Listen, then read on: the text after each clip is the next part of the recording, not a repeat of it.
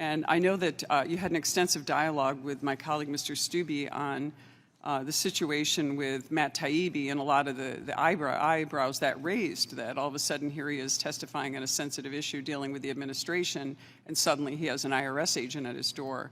And I understand you can't talk about that, but I know there were a couple of issues surrounding that, and one of those is that Chairman Jim Jordan actually asked you about providing some of the requested documents to Chairman Jordan. Did you in fact provide those documents that were requested by Jim Jordan?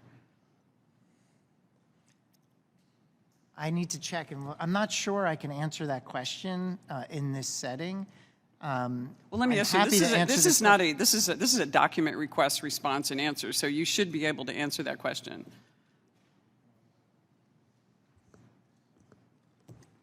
I apologize, Congresswoman. It's my understanding that if I answered that question, it's a violation of 6103. If I'm wrong about that, I will make a correction. Well, let me ask this: is that document request going to be granted, whether it has been done or not? Well, let me lift up and say it is my absolute commitment to comply with all document requests from this committee, from Congressman Jordan's committee. Like, I welcome the oversight. I really do. I think it's important to be able to answer the tough questions. That's how we build trust.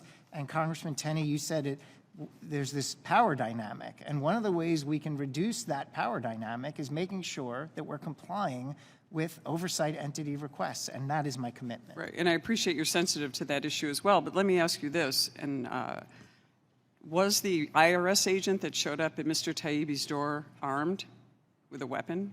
Again, another question that I can't answer because it involves an individual. Well, let me ask you on the technical side of that, since we'll get into procedure, let's take Mr. Taibbi out of that. Assuming, what is the standard for somebody that has an IRS agent show up at their door? What is the standard for showing up armed? I mean, obviously we know that we have a drug dealer that's not, for example, paying their taxes, but if we have a journalist who probably isn't making a whole lot of money, I mean, it just concerns me that standard is something that really we should look into as the IRS. I mean, it's not every day that an IRS agent shows up at your door with weapons. So I think that should be more rare than the rule. So let me just go back, and I want to get to another substantive question. Please. I just wanted to talk to you, if we could, a little bit about applying the R&D credit, or the R&E credit as it's known under 26 U.S. Code Section 41. There's been a lot of inconsistencies expressed to me in my district through my tours, through businesses, and really having a legacy of a lot of small business, a lot of innovation, a lot of technology. There's been a lot of confusion about inconsistency in enforcing that R&D rule, and a lack of clarity, and there was a question raised in last term about getting some guidance on that, and I just want to say it was not provided, and I just want to, for the record, Mr. Chairman, I want to actually put into the record 2 general guidance documents, one on architects and whether they qualify, and one on engineers and whether they qualify, that we obtained on the IRS's view of that. So I want to, for the record, if the chairman would accept these. So ordered. Thank you.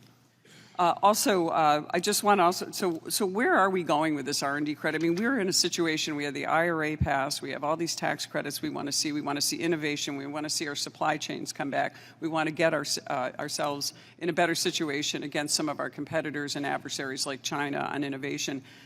Shouldn't we really look into this R&D credit and make it consistent and fair for taxpayers? Because that's really all many taxpayers ask. You know, many people are willing to pay their taxes. They just want consistency, fairness, neutrality in their IRS regulations, so that we can have a fair playing field, especially for our innovators in our communities.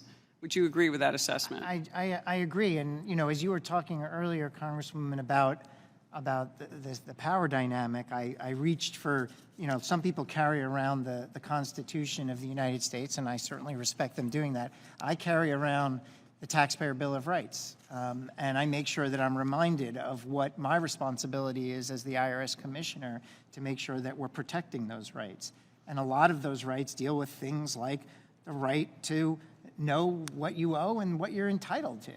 And so your point. Well, no, and if I could just, I know I don't have any time left, but I have worked a lot with a lot of tax preparers, And we have to come up with the laws to make it easier for you and for us to collect the taxes that are properly due, and also to give rights to our citizens. And I have a longtime tax preparer. It was one of my mentors who said, here's how we should look at our tax preparation. Simplicity, transparency, stability, and neutrality. That's how we make tax law.